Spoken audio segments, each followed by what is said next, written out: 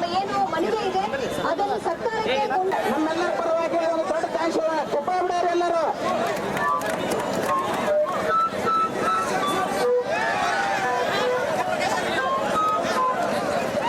ಪೀಜಿಲಿ ಇದ್ಕೊಂಡು ಮೆಸ್ಸಲ್ಲಿ ಊಟ ಮಾಡಿಕೊಂಡು ಖರ್ಚು ವೆಚ್ಚ ಸ್ಪೆಂಡ್ ಮಾಡಕ್ ನಿಮಗೆ ಆಗಲ್ಲ, ಅದು ನನಗೆ ಗೊತ್ತಿದೆ.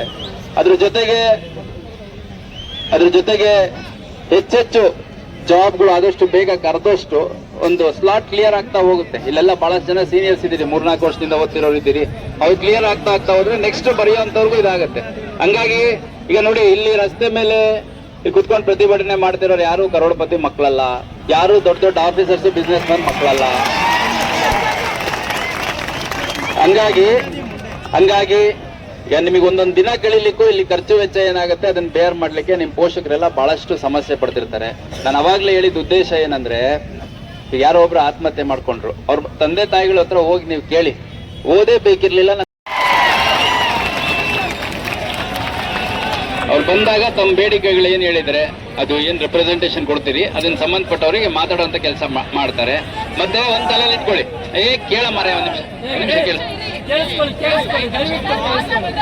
ಅಲ್ಲಿ ಬರ್ತೀನಿ. ಸಪ್ತಾಪುರಕ್ಕೆ ಬಂದಾಗ ಸಂಜೆ ಮೇಲೆ ಮಾತಾಡೋಣ, ಇವಾಗ ಬೇಡ.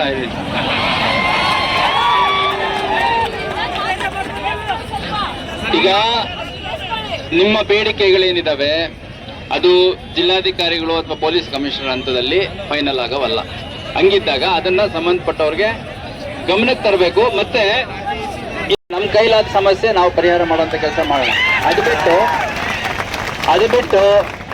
ಬಿಟ್ಟು ಇಲ್ಲೆಲ್ಲರೂ ಪ್ರತಿಜ್ಞೆ ಮಾಡಬೇಕು, ಯಾವುದೇ ಕಾರಣಕ್ಕೂ ನಾವು ದುಡುಕಿನ ನಿರ್ಧಾರ ತಗೊಳಲ್ಲ ಅಂತಲ್ಲ. ಸತ್ಯವನ್ನ ಇದೆಲ್ಲ ಬೇಡ ಕಣ, ನಾಟಕ ಎಲ್ಲ ಹಿಂಗೈತಿ. ಈಗ ಮನೆಯಲ್ಲಿ ತಂದೆ ತಾಯಿ ಕಾಯ್ತಾ ಇರ್ತಾರೆ.